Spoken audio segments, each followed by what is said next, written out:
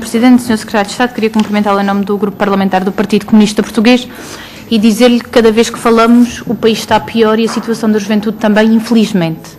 Aliás, a publicação que o Sr. Secretário de Estado aqui trouxe diz que em junho de 2012 o desemprego jovem era de 37,6, dados do Eurostat. Dados da mesma fonte dizem que de junho para agora a taxa de desemprego jovem é de 39,9%. Há um ano atrás a taxa de desemprego jovem era de 30%, ou seja, o desemprego jovem é certamente hoje um dos principais problemas do país e, sendo também por isso um problema da juventude, fica também por esta via provado que as medidas que têm sido aplicadas no âmbito do impulso jovem são claramente insuficientes para aquilo que é um problema estrutural do país. Não é possível haver criação de emprego sem haver crescimento económico, não é possível haver crescimento económico e criação de emprego com as medidas que o Governo hoje tem colocadas em cima da mesa relativamente ao agravamento da carga fiscal sobre as empresas e as pequenas e médias empresas, mas também sobre as famílias. Mas é sobretudo grave porque o desemprego jovem não é apenas um problema para os 300 mil jovens que não trabalham nem estudam, nem é apenas um problema para aqueles que são convidados e muitas vezes não têm alternativa que não a sair do país.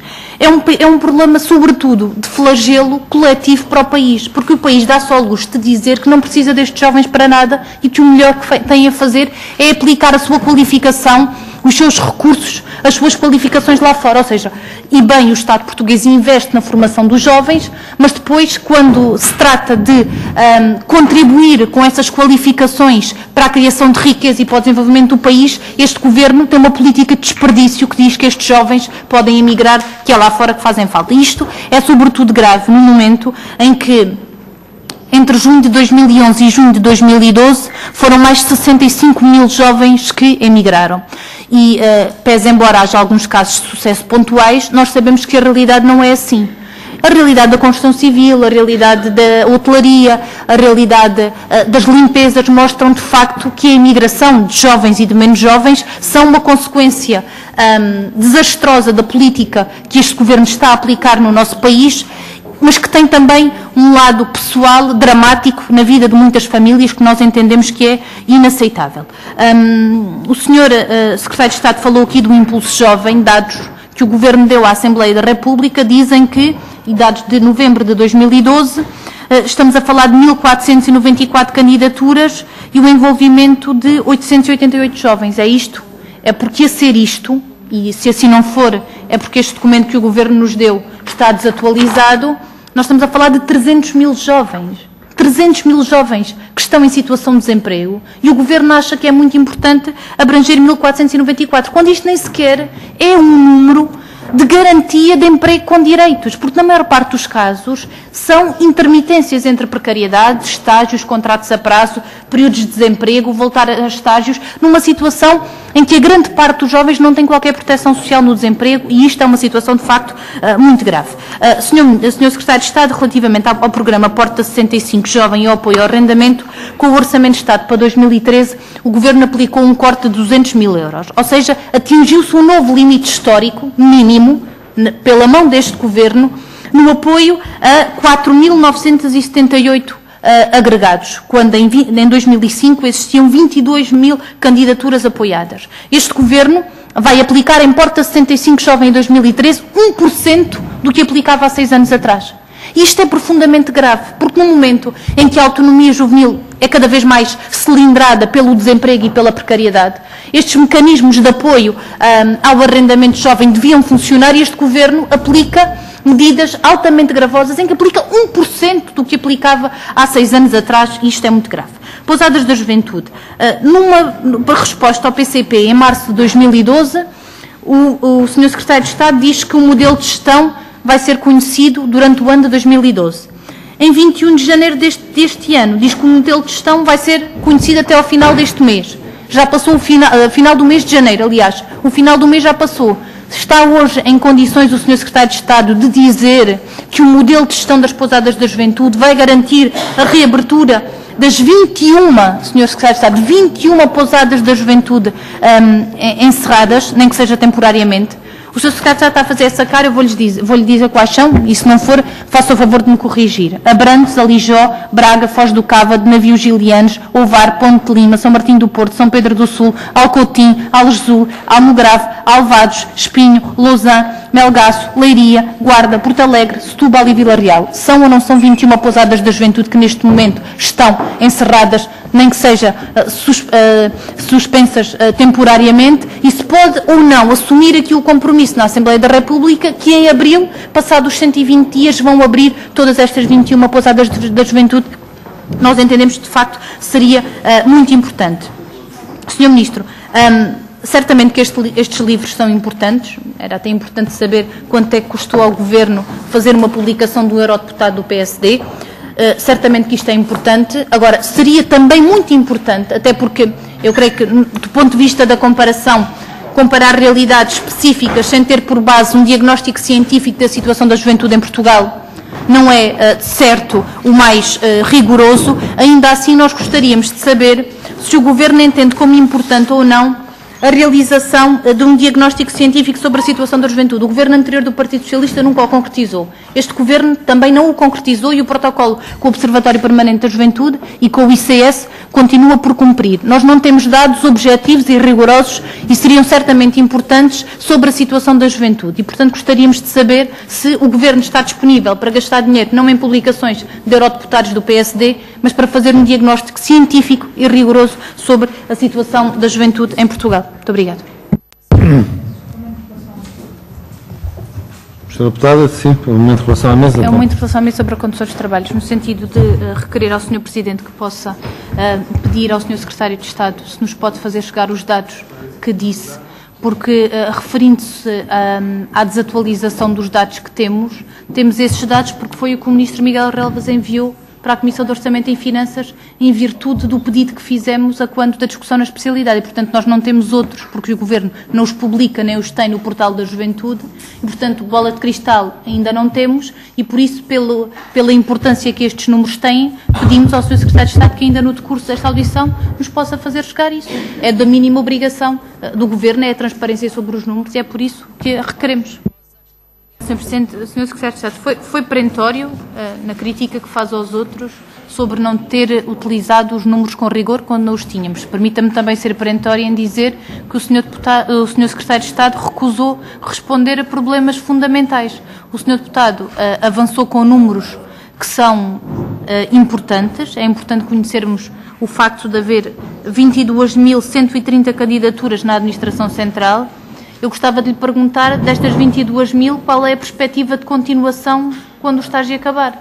Porque, de acordo com a Lei do Orçamento de Estado, a contratação na administração pública está impedida. E, portanto, gostaria de saber a disponibilidade destes números. Sobre a Porta 65 e os números que isto significam, o Sr. Secretário de Estado também não disse nada, nem sobre a imigração jovem. Sobre as pousadas de juventude, e corrigindo aqui os exemplos que nos dá de Alijó, Ponte de Lima, Aljur e Almograve, em que são as autarquias que vão arcar com estas despesas, se a isto somarmos o encerramento anterior, e confirma-me se assim for, da Pousada da Juventude de Leiria, da Guarda, de Porto Alegre, de Setúbal e de Vila Real, estaremos a falar de 16 pousadas. O Sr. Secretário de Estado não foi aqui perentório em assumir que em abril estarão em condições de abrir. Nós não confundimos o que são más práticas de gestão com a necessidade de garantir a sustentabilidade das pousadas, que dão uma resposta fundamental do ponto de vista social.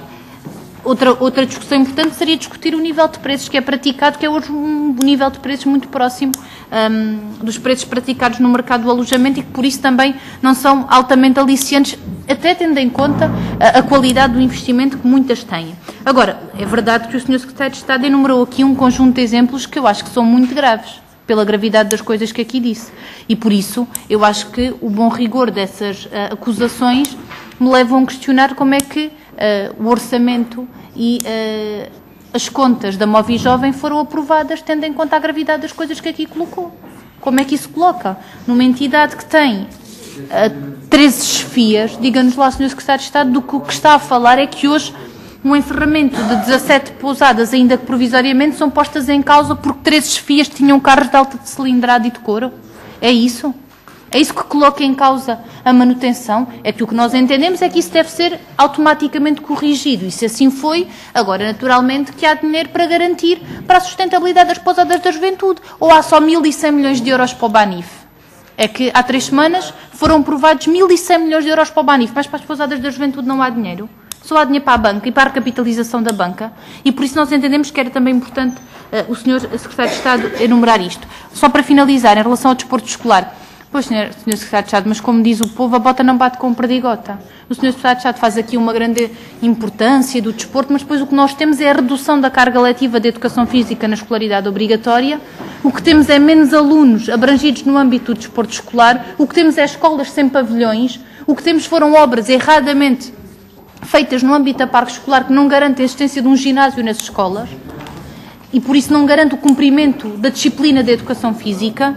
Temos o facto da educação física deixar de contar para a média global, e isso é uma desvalorização absoluta da educação física e da formação da cultura integral, e por isso, ao Sr. Secretário de Estado, isto é tudo boas intenções, mas de boas intenções está o inferno cheio, porque depois o que a realidade mostra é que a escola pública degrada a resposta na garantia do desporto escolar e da educação física, e isso nós entendemos que é muito grave.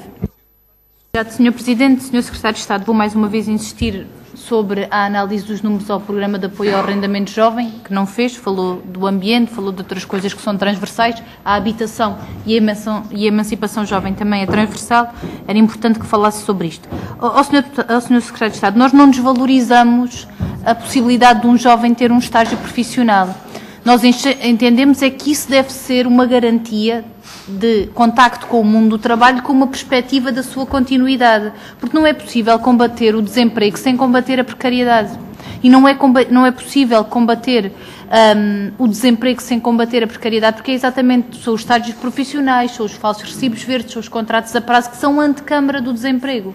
E por isso, quando nós dizemos aqui que é importante estarem 17 mil jovens nos programas de estágios, entendemos que é muito importante isso, mas que é importante salvaguardar que isso vai ter algum fim. Porque o que os serviços da administração pública dizem, quando esses jovens qualificados se vão embora, é que faziam lá falta. Que na maior parte dos casos são postos de trabalho permanentes, trabalhadores que se têm vindo a reformar e que não têm havido autorização de sucessivos governos para a realização da contratação. E, portanto, se o governo quiser, está, os anos que quiser, a pagar 628 euros a um jovem licenciado para fazer um estágio na administração pública sem abrir um concurso para a colocação de um trabalhador efetivo. E a administração pública exige, pela qualidade dos serviços, a continuidade e a efetividade, porque tem que ser o Estado a dar o exemplo ao setor privado de como é que um posto de trabalho permanente corresponde a um vínculo efetivo.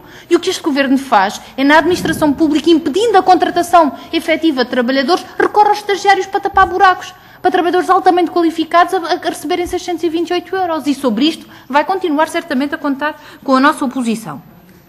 Vai ou não assumir que em abril as 16 pousadas, as 16 ou as 17, porque o Sr. Secretário de Estado ainda não disse quantas são, vão abrir as portas, designadamente da Guarda, Porto Alegre, de Setúbal, que tinham sido a primeira leva de encerramentos. Vai ou não, tem condições de nos dizer isso. Porque nós também condenamos aqui a má gestão. Se houve 13 carros de alta cilindrada com estofos de cor, isso é mau. Mas se o problema está resolvido, que se criem condições efetivas para a reabertura das pousadas. Agora, se vem dizer que os jovens portugueses não têm dinheiro, é verdade. Porque falaram-se aqui dos Erasmus, falou-se aqui de um conjunto de programas. Quem dera aos jovens portugueses ter condições de fazer Erasmus. Os jovens portugueses nem condições têm hoje para estar no ensino superior, quanto mais fazer Erasmus. Hoje vivemos uma situação gritante de abandono escolar no ensino superior.